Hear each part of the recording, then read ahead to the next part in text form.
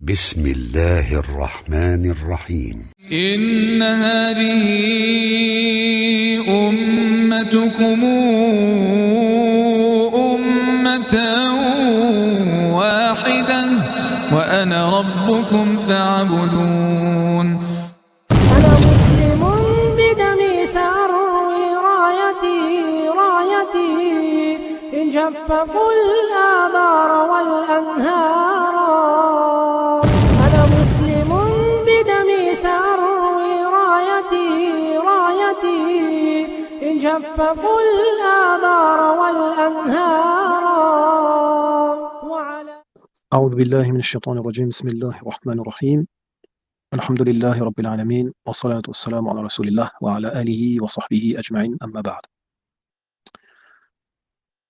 Donc, comme on l'a expliqué dans un message sur le groupe, nous allons, Inch'Allah, débuter une série sur la thématique du takfir. Puisqu'après concertation, on s'est aperçu que dans la vie de tous les jours, beaucoup de personnes s'aventuraient dans ce sujet, sans maîtriser les fondements, sans maîtriser les implications, sans connaître les détails relatifs à cette question qui est périlleuse dans certains cas. Et à plus forte raison par rapport aux événements qui se produisent de nos jours. Et c'est ce sujet aussi qui a mal été enseigné dans certains pays et mal étudié également par certains étudiants, et ça a donné lieu à toutes sortes de dérives. Et on l'observe en théorie, on l'observe en pratique. Et quand je dis en pratique, c'est dans la vie réelle et aussi sur les réseaux sociaux. Donc, il est primordial de remettre les choses en ordre par rapport à ce sujet, puisqu'il a des conséquences, dans certains cas, extrêmement graves. Et ça va être tout l'objet de la série en question. Donc, comme c'est un long sujet et que les savants se sont longuement étalés sur la question, en donnant tout un tas de détails, en précisant tout un tas de... vous allez voir, c'est très, très minutieux, très détaillé. C'est pas un sujet à prendre à la légère. Dans certains ouvrages ou pamphlets, certains savants ont résumé la question, mais justement, comme certains étudiants ou certains lecteurs n'ont pas approfondi, ils se sont contentés d'explications générales en pensant avoir maîtrisé le sujet, et ça a donné lieu à toutes sortes d'exagérations, d'égarements, etc. Donc, Inch'Allah, on va essayer avec l'équipe essayer d'approfondir le sujet, mais dans un discours, disons, accessible pour la communauté. On essaiera au maximum de vulgariser, de simplifier, bien qu'à certains moments, nous serons obligés de développer avec les preuves à l'appui, et parfois ça pourra être un peu technique, mais vu qu'on s'adresse à tout un ensemble de personnes, y compris des étudiants ou des ignorants, donc on est obligé d'essayer de trouver une sorte de juste milieu dans le discours qu'on adoptera, Inch'Allah. Et comme c'est un long sujet, comme je le disais, on est obligé d'étaler la thématique sur plusieurs lives. On ne peut pas condenser un sujet aussi important et aussi vaste en 1 heure. C'est pas possible. Donc on a décidé de le faire en plusieurs séries, enfin dans une série de plusieurs épisodes. Donc ce sera des lives, on va dire 1 fois par semaine, et ça va s'étaler peut-être sur 1 mois ou 2 en fonction des sous-catégories qu'on abordera par rapport à ce sujet. Donc aujourd'hui, ce sera juste une introduction avec des règles générales, et par la suite, Inch'Allah, on rentrera dans les détails. Donc il ne faut pas penser que à l'issue de ce live, Inch'Allah, vous aurez compris le sujet dans sa globalité. Pas du tout. On n'en est que dans les prémices de la thématique, donc il ne faut pas s'empresser d'établir des règles ou de l'appliquer à n'importe qui, n'importe comment, etc. Donc on va vous demander de patienter, d'écouter l'ensemble, Inch'Allah, des cours, et Inch'Allah, ça vous sera bénéfique. Donc parmi les sujets qui seront abordés, il y aura donc évidemment le takfir. Donc aujourd'hui, on va expliquer ce que c'est au niveau linguistique, au niveau religieux, on donnera des explications générales, etc. Ça, c'est l'objet du live d'aujourd'hui. Par la suite, on expliquera qu'est-ce que le fondement de la religion en arabe, on dit Asluddin. Est-ce que le takfir fait partie justement du fondement de la religion ou pas? On verra également ce qu'on appelle Ash-Shurut wal Mawani', donc les conditions et les empêchements du takfir, puisqu'il s'agit d'un verdict religieux. Donc le verdict, comme c'est un verdict, il a des conditions respectées et des empêchements ou des obstacles à retirer avant d'appliquer un jugement sur une personne. Ça, on rentrera vraiment en détail puisque c'est important de connaître ces précisions. On expliquera également la différence entre le takfir général et le takfir particulier. On expliquera aussi ce qu'on appelle le takfir en chaîne. Et ça donnera aussi lieu à des, on va dire des bifurcations sur les sujets principaux, les fondamentaux de l'islam sur la foi, la mécréance, etc. Puisqu'il est primordial de connaître ces fondamentaux pour pouvoir comprendre le sujet du takfir, puisque c'est lié forcément. Celui qui n'a même pas les fondamentaux et qui s'aventure dans le takfir, c'est vraiment une personne qui n'a pas compris sa religion, qui est dans un égarement profond et qui s'est fait avoir dans le fait d'avoir été trompé par son nafs ou le shaitan, dans le fait d'avoir inversé ou mélangé les priorités.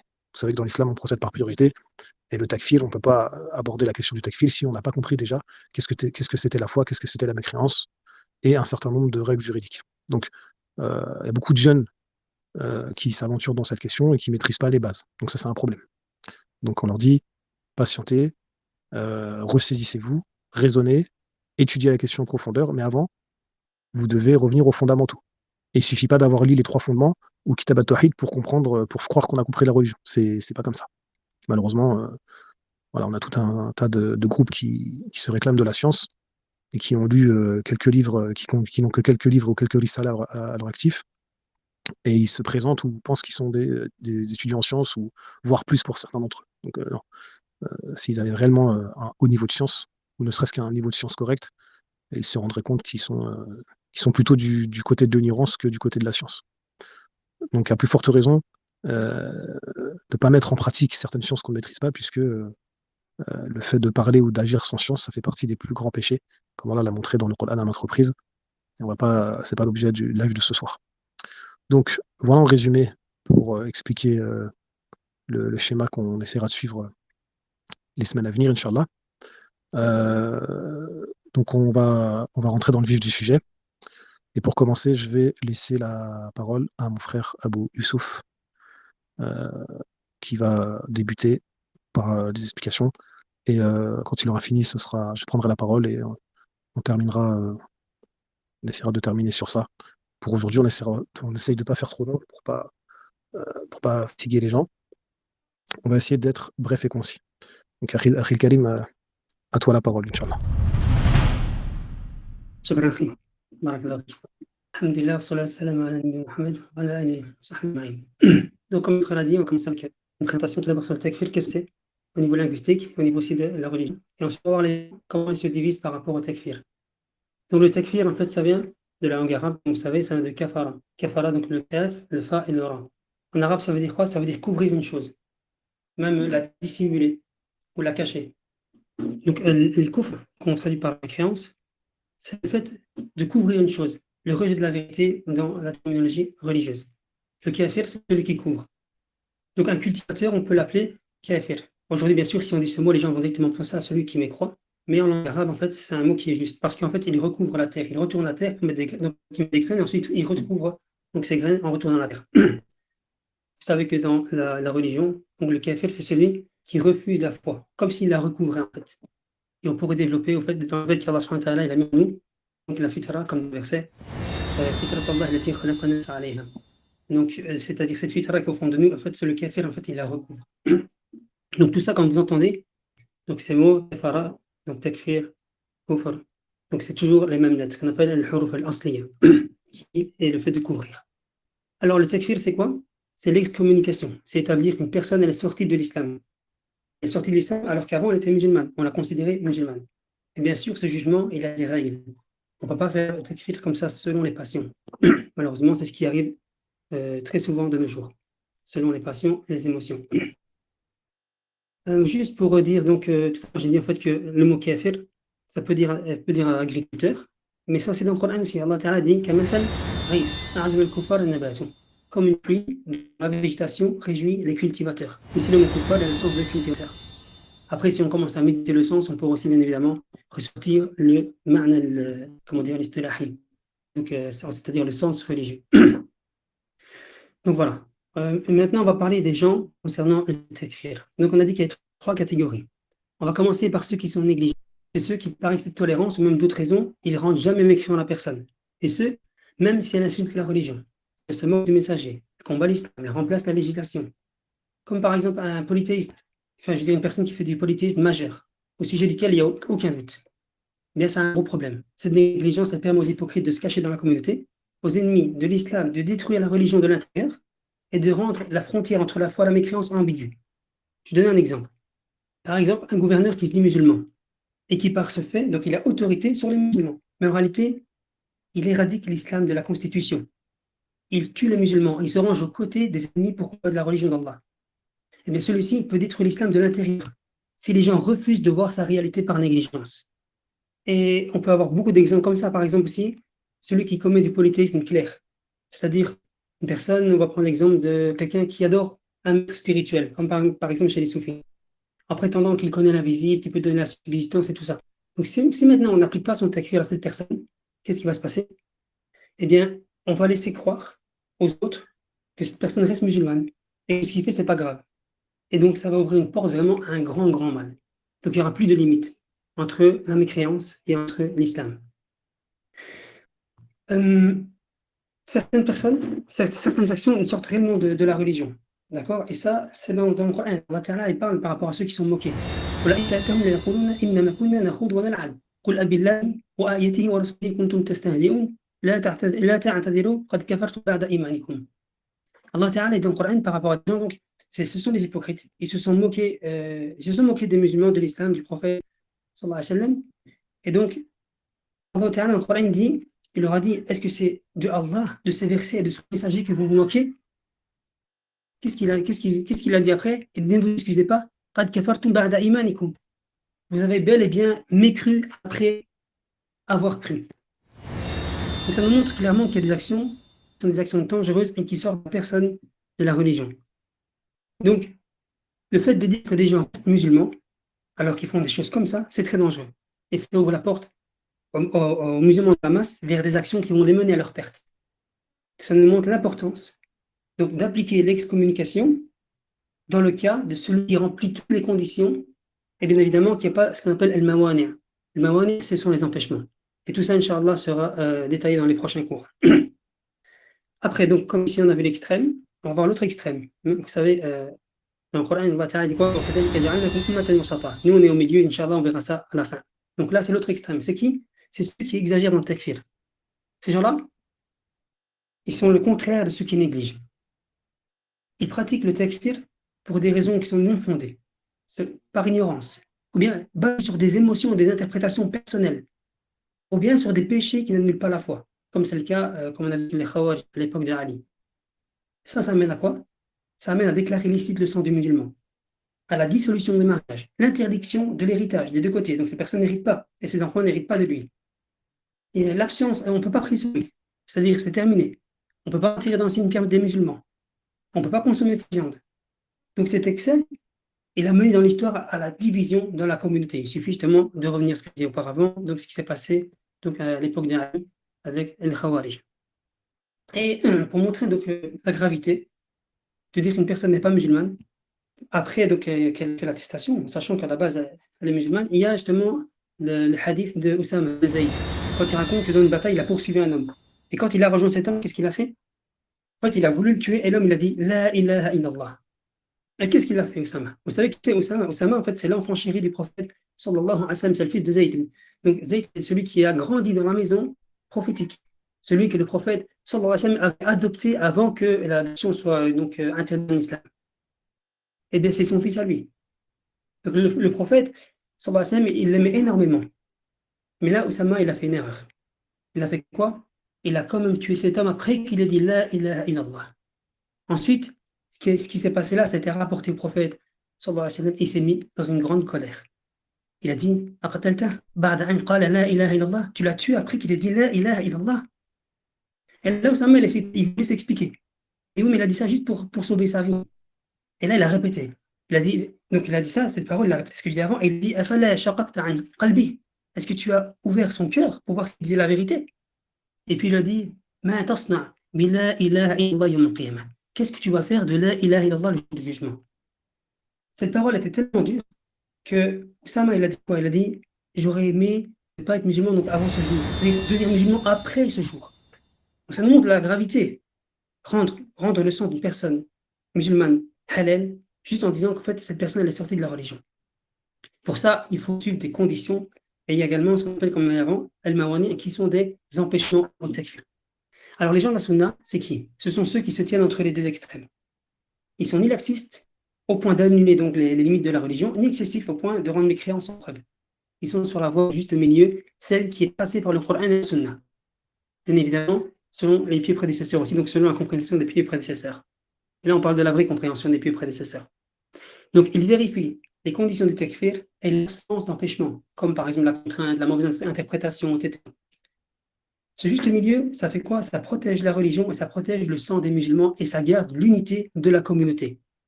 Alors, pourquoi le takfir, c'est une affaire grave? Déjà pour tout ce qu'on a cité avant, mais parce que cela touche à la foi, à la vie, à l'honneur, à la famille, à l'héritage. En fait, vous savez ce qu'on appelle darurat al-khams, donc les 5 nécessités. Donc en fait, le takfir, en fait, il touche à beaucoup de ces nécessités-là. D'accord? Également, récapituler donc le takfir, ça détruit la religion. Et donc, excusez-moi, je veux dire, en fait, le takfir, c'est maintenant, on veut le refuser, ça détruit la religion. Et on laisse les hypocrites agir comme ils veulent. Donc, ça ouvre la porte à une grande, grande corruption. Il faut vraiment étudier ce chapitre afin de se comporter comme Allah subhanahu wa ta'ala le veut. Et très prochainement, Inch'Allah, comme on a dit, il y aura donc des cours sur ça, les conditions du takfir, les empêchements, les types de mécréances, les preuves et les erreurs courantes dans ce sujet. Voilà, donc j'ai terminé, Inch'Allah, je vais laisser la parole à mon frère. Assalamu alaikum wa rahmatullahi wa barakatuh.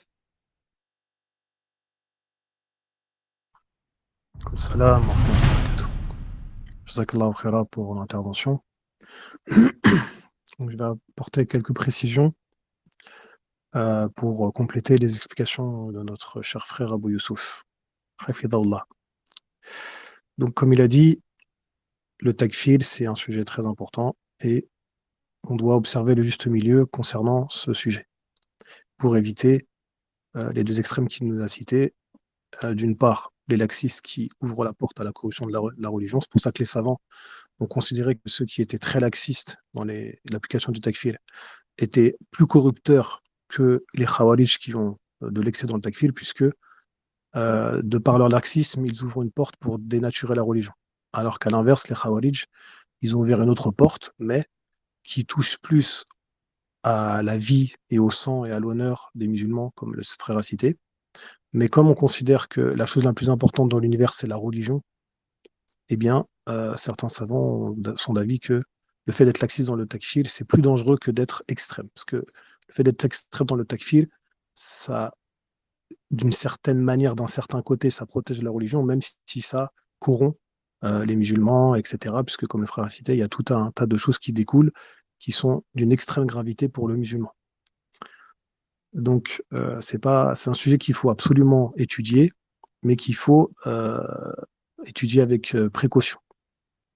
Ce que je voulais dire, c'est que le takfir, c'est ce qu'on appelle un hukm shari'i, c'est-à-dire que c'est un jugement législatif. Et lorsqu'on dit hukm shari'i, ça veut dire que c'est un jugement qui vient d'Allah, c'est un jugement qui provient de la révélation. Ça, c'est important de le comprendre. Pourquoi? Parce que la première chose, c'est que ce jugement, il provient de la révélation et ça veut dire que la raison n'a pas sa place dans ce jugement. On ne fait pas le takfir en se basant sur sa raison. On ne fait pas le takfir en se basant sur ce qu'on considère être bon ou mauvais, etc. Non. Le takfir est un hukm shari'i et on doit l'appliquer en fonction de la révélation. Et on n'a pas le droit de sortir de ça.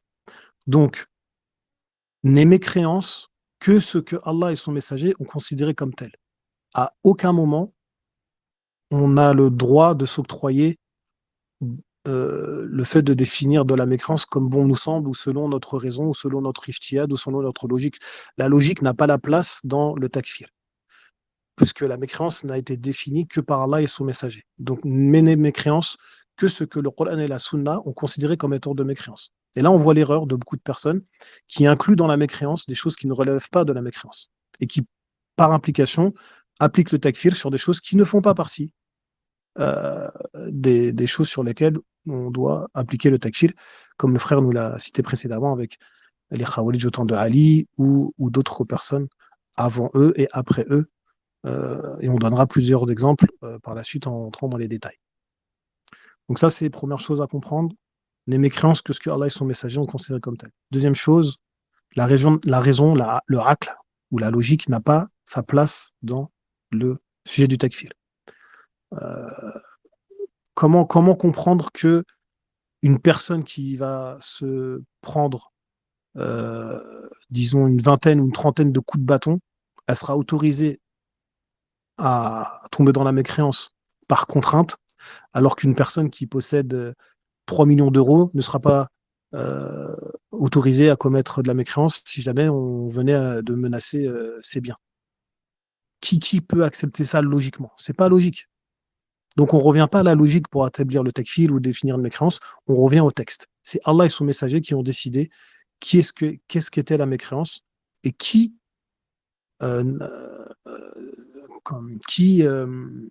subissait le jugement en conséquence. Troisième chose, ce hukm shari'i, donc comme on l'a dit, c'est un hukm shari'i. Donc ce n'est pas une fitna et ce n'est pas, comme je l'ai pu l'entendre ou comme le lire d'après même certaines personnes qui s'affilient à la science, un virus ou un maudit virus. Il y a des gens qui s'affilient à la science, je ne vais pas citer des noms pour ne pas leur faire de la publicité, qui ont écrit des rasaïl, des articles ou des textes ou des petits pamphlets pour nous expliquer qu'ils ont intitulé leur pamphlet le takfir sur maudit virus ou la fitna du takfir ou ce genre de choses. Le takfir n'est ni une fitna ni un virus, c'est un hukm shari'i. Déjà, le fait de considérer un hukm shari'i comme étant un virus ou une fitna, c'est de la mécréance.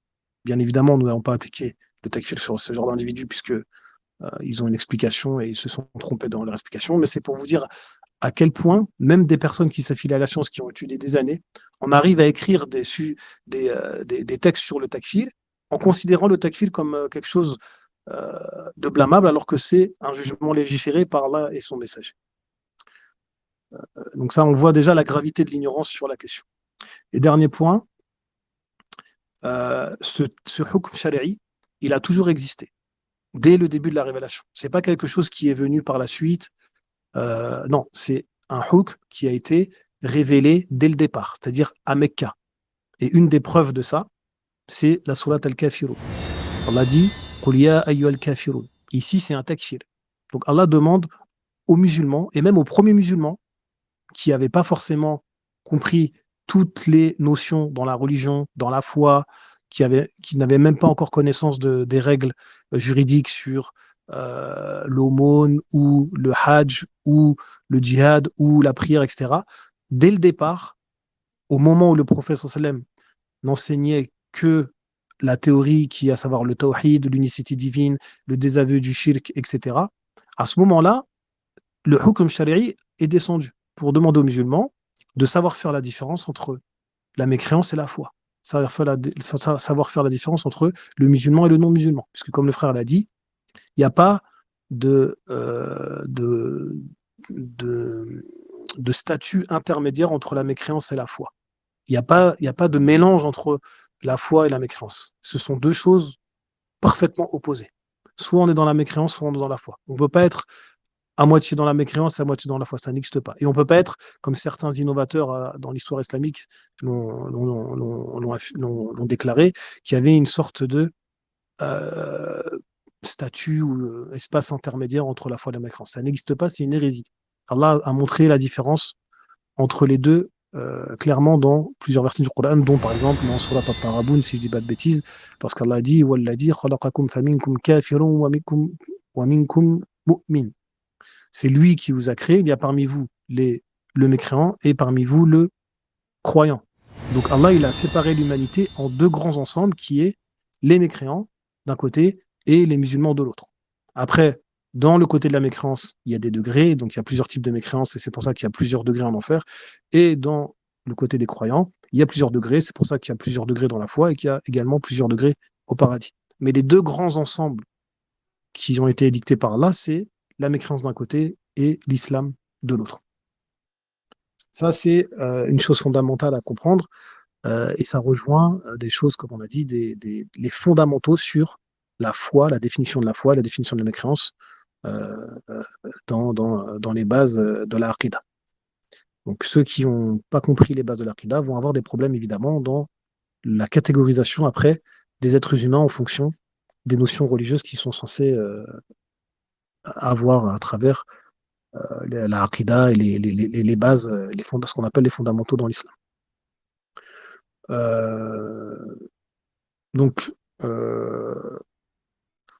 Donc voilà, 4 choses à retenir concernant le takfir.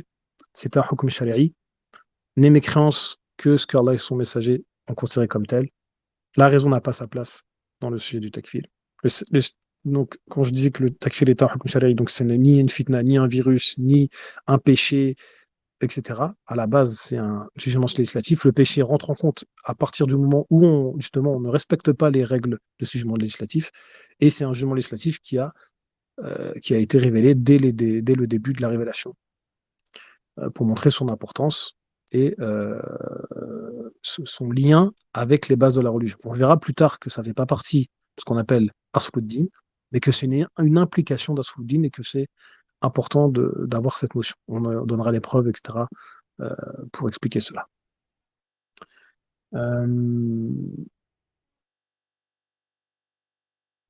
Un dernier point sur le fait que, comme le takfir est un hukm shari'i, comme je disais, la raison n'a pas sa place, mais également les émotions, comme le frère a cité.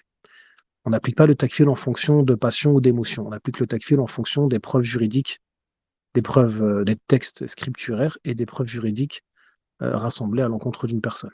Une personne, elle peut sortir de l'islam, soit par le cœur, soit par la parole, soit par l'acte, et en fonction de cette croyance ou de cette parole ou de cet acte, et en fonction du degré de cette croyance ou de cette parole ou de cet acte, on appliquera le takfir en fonction de cette situation. Donc c'est du cas par cas, et on expliquera la différence, Inch'Allah, entre le takfir général et le takfir particulier. Donc, juste un dernier point sur la passion et les émotions. Comme on a dit, ça ne rentre pas en ligne de compte dans le fait d'émettre un jugement du takfir. On revient au texte pour appliquer le takfir. On n'utilise pas ses passions, on n'utilise pas ses émotions. Or, beaucoup de personnes, qu'elles soient du côté du laxisme ou dans l'exagération, eh bien, la plupart du temps, même sans s'en rendre compte, elles appliquent le takfir, ou parfois dans une moindre mesure ce qu'on appelle le tabdi' et le tafsir, qui c'est le fait de rendre innovateur une personne ou le fait de rendre pervers une personne, en se basant sur les émotions et les passions, et non en revenant aux preuves scripturaires. Et ça, c'est une grave erreur. Puisque de base, comme on l'a dit, le takfir, un hukm shari'i, la passion, la raison, etc., ne rentrent pas dedans. Et d'autre part, les émotions, tout comme nos paroles et nos actes ont été encadrés par la charia, et Allah nous a expliqué ce qu'on avait le droit de dire, ce qu'on n'avait pas le droit de dire, ce qu'on avait le droit de faire, ce qu'on n'avait pas le droit de faire, et bien de la même manière, notre cœur, les émotions, ont été encadrées par la charia. Et ça, les gens ont du mal à concevoir cela. Ils pensent que la charia n'est venue encadrer que les paroles et les actes. Non, la charia est venue également encadrer les cœurs, et même les cœurs avant tout, puisque, comme vous le savez, les paroles et les actes sont le reflet du cœur. Donc si le cœur est corrompu, c'est le corps qui est corrompu, vous connaissez le hadith, et si le cœur est bon, c'est tout le corps qui est bon. Mais indépendamment même du hadith, on a cette méthodologie qui est expliquée dans les versets du Coran.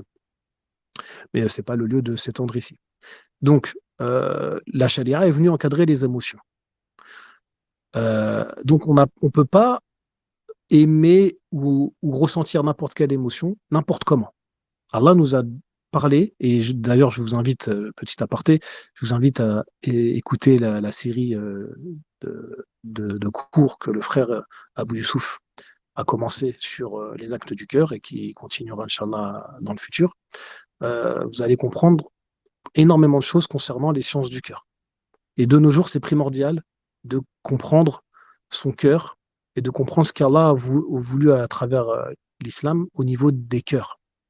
C'est le cœur qui est venu, la charia est venue changer le cœur avant tout, avant les paroles et avant les actes. Avant de dire à quelqu'un de ne pas fumer ou de faire la prière 5 fois par jour, etc., il faut que le cœur il soit éduqué. Il faut qu'il soit nourri, il faut qu'il soit pur ou nettoyé, s'il a été corrompu par le passé.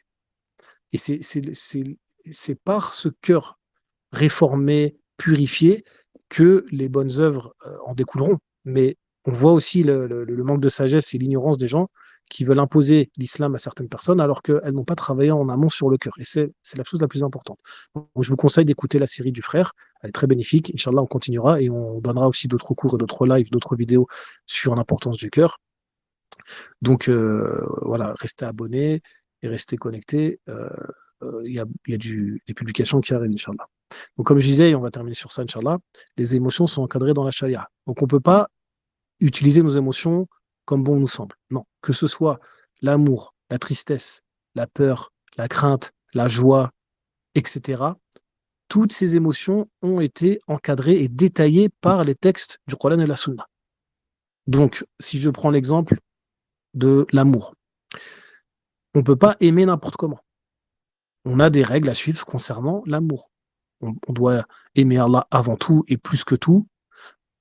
On doit aimer pour Allah, détester pour Allah. Il n'est pas interdit évidemment d'aimer des créatures, ou que ce soit un humain ou un animal ou une plante, mais cet amour, il est défini et il est limité par rapport au texte de la charia. Sinon, eh bien, on peut tomber dans le péché et tomber même parfois même dans le shirk akbar. Si je prends le verset dans Surat al-Baqarah, parce qu'Allah dit وَمِنَ النَّاسِ مَن يَتَّخِذُ مِن دُونِ اللَّهِ أَندَادًا يُحِبُّونَهُم كَحُبِّ اللَّهِ. Vous voyez ici que les personnes elles sont tombées dans du shirk à cause d'un sentiment qui est l'amour qui a été exagéré à l'encontre de certaines créatures. Allah nous dit, et il est parmi des hommes qui prennent des égaux en dehors d'Allah et qui les aiment comme on aime Allah. وَالَّذِينَ آمَنُوا أَشَدُّ حُبًّا لِلَّهِ. Or, les croyants sont ceux qui sont les plus ardents dans l'amour d'Allah. Ici, vous voyez bien que l'amour, il a été défini par Allah. On a le droit d'aimer une créature, mais il ne faut pas aimer une créature à l'égal d'Allah ou, encore pire, plus qu'Allah. Ici, on commet un grave péché. Donc, les émotions, elles sont importantes et elles ont été encadrées. Si je prends également, par exemple, la crainte aussi a été encadrée. Par exemple, dans Surat Ali Imran, Allah nous dit Innama dhalikum ash-shaytanu yukhawwifu awliya. Certes, c'est le diable qui vous fait peur de ses alliés. Fala takhafuhum. Ne les craignez pas. Wa khawfuni in kuntum mu'minin. Mais craignez-moi si vous êtes croyants. Allah, il a relié la crainte ici dans le verset par rapport à la foi, parce qu'il termine le verset en disant in kuntum mu'minin. Si vous êtes croyants. Donc la crainte d'Allah, elle est liée à la foi, et cette crainte d'Allah, elle doit être orientée. Et vous voyez bien que dans le verset qu'on n'a pas le droit de craindre une créature plus qu'Allah. Donc enfin, encore une fois, vous voyez que les émotions, elles sont encadrées. Si je prends l'exemple de la joie aussi, à partir du moment où on a le droit d'être joyeux, mais cette joie doit être limitée également. On ne peut pas être joyeux jusqu'à transgresser dans certaines limites. Si je prends par exemple le hadith rapporté par Muslim, on reparlera de ce hadith d'ailleurs parce qu'il est très important dans le sujet du takfir. C'est un hadith qui nous relate que, enfin, le hadith commence en disant Allah, il se réjouit plus du repentir de ses serviteurs que l'un de vous lorsqu'il, et là il y a l'histoire qui commence. Vous connaissez l'histoire donc une personne qui est dans le désert, qui possède une monture avec des provisions et qui s'endort pendant son voyage. Et lorsque la personne se réveille, sa monture et ses provisions ont disparu. Et là, il tombe dans un excès de désespoir et il se dit, bon, bah, je suis en voyage, je suis en plein désert, je me suis endormi, donc sa monture et ses provisions ont disparu. Il se dit qu'il va se rendormir et qu'il va attendre la mort. Donc il se rendort et après un temps, il se réveille à nouveau. Et il constate que sa monture et ses provisions ont réapparu. Sa monture est revenue, donc de mémoire, c'était peut-être un chameau, mais si je dis pas de bêtises, je me rappelle plus le hadith s'il désigne l'animal en question. Quoi qu'il en soit, il se réveille à nouveau et il constate que sa monture et ses provisions ont réapparu. Ils sont de nouveau présents. Donc, il est tellement content il s'exclame en disant Ya Allah, anta abdi wa ana rabbuk. Il a dit ô Allah, tu es mon serviteur et je suis ton Seigneur. Et ça, il a prononcé une parole de mécréance. En fait, il a interverti la phrase. Il voulait dire ô Allah, tu es mon Seigneur et je suis ton serviteur, dans le sens où ce miracle, a été possible que par la permission d'Allah, et donc il montrait sa reconnaissance envers Allah. Mais dans sa joie extrême, il a interverti les deux phrases. Et donc, ça a été une parole de mécréance. Donc, on en reparlera par rapport au règle du takfir, mais ce que je veux dire par là, c'est que vous voyez que quand il y a un excès de joie, eh ben, les personnes elles peuvent tomber dans un péché qui est même le péché de la mécréance. Donc, pour finir sur ça, parce que je pourrais faire tous les sentiments, on pourrait les énumérer un par un avec toutes les preuves à l'appui, mais c'est pas l'objet du cours de ce soir. Comme je disais, les émotions sont définies par la charia et on n'a pas le droit de tomber dans des extrêmes d'émotions. Et à plus forte raison, justement, quand ces émotions elles sont liées au takfir. Et d'ailleurs, c'est tellement important de ne pas prendre en considération ces émotions dans le takfir qu'Allah, il l'a même stipulé dans sa parole. Dans le Coran, par exemple, dans Surat An-Nisa, lorsqu'Allah, il a parlé du takfir, il a mentionné que le takfir ici, qui était blâmable, c'était celui qui était basé sur les émotions. Lorsqu'il dit Ya ayyuhalladhina amanu idha darabtum fi sabilillahi fatabayyanu. Ô vous qui avez cru, lorsque vous sortez, c'est-à-dire pour le combat, dans le sentier d'Allah, fatabayyanu, voyez bien clair.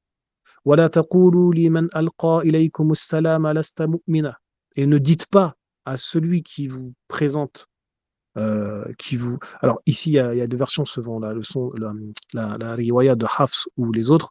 Ici, as-salam avec le mad, c'est le salut, c'est-à-dire quand on dit assalamu alaikum.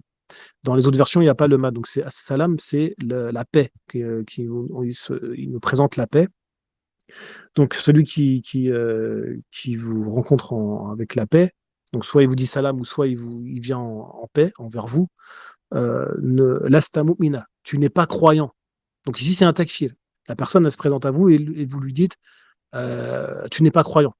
En gros tu es mécréant. C'est ce qui veut dire, puisqu'on a dit que le koufr c'était le contraire de la foi. Et Allah nous a dit la raison pour laquelle certaines personnes tombaient dans ce takfir blâmable. Tabtaruna arad al-hayati dunya, parce qu'ils veulent les provisions de la vie d'ici-bas. Donc ici, c'est ce qui les a motivés à effectuer le takfir. Ici, c'est pas le fait de chercher la vérité. Non, c'était les biens de ce bas monde. Et c'est pour ça qu'Allah après dit Fa'indallahi maghanimu kathira. C'est auprès d'Allah qu'il y a les biens ou les provisions ou le butin de ce bas monde.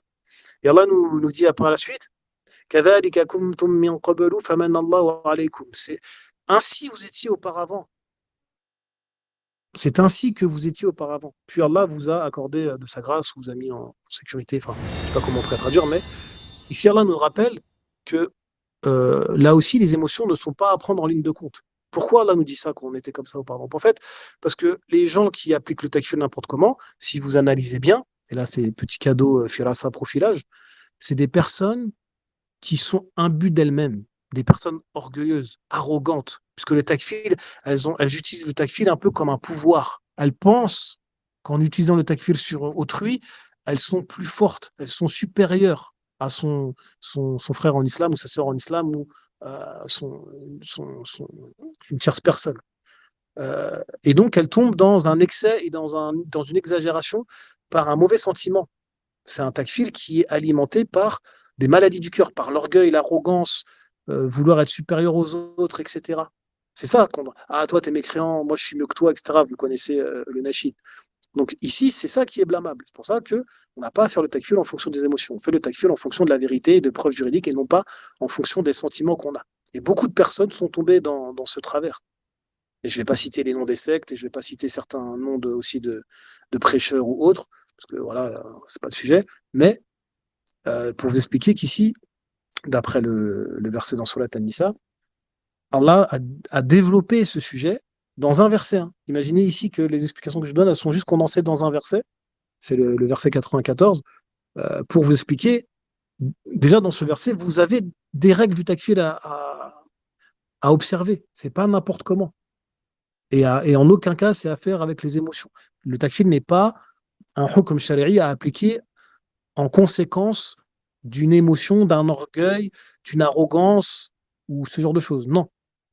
Et c'est ce qui est blâmable chez beaucoup d'êtres humains, malheureusement. Donc, et puis vous connaissez le hadith, et je terminerai sur ça, le hadith qui dit que, rapporté par Bukhari et autres, que celui qui dit à son frère ô mécréant, donc si ce n'est pas le cas, ça revient sur l'un des deux. Il y a plusieurs versions, on ne va pas développer aujourd'hui, il y a plusieurs versions de ce hadith, il y a plusieurs formulations.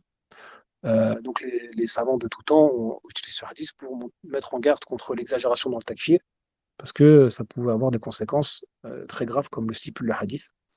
Et là encore, le takfir ici, c'est quand il est fait par passion, c'est quand il est fait par des émotions, et non pas par une interprétation juridique, etc. C'est pour ça que Bukhari, quand il a parlé de ce hadith, il a dit bighayri ta'wil, c'est-à-dire sans interprétation. Ce qui est blâmable ici, c'est le takfir qui a été fait sans interprétation. Il est possible qu'une personne applique le takfir sur autrui, mais c'est le fruit d'un ijtihad avec preuve à l'appui du Coran, de la Sunna, des preuves matérielles donc qui se rapportent à ce qu'on appelle al-waqi'. Et donc, en fonction de ce qu'elle pense être la vérité et de son effort d'interprétation en se basant évidemment sur le Coran, la Sunna, etc., elle a appliqué le takfir sur autrui. Si elle s'est trompée, ici, elle n'est pas blâmable, puisqu'elle a fait un effort, elle a respecté la méthodologie coranique et prophétique. C'est pour ça que Bukhari dit bighayri ta'wil.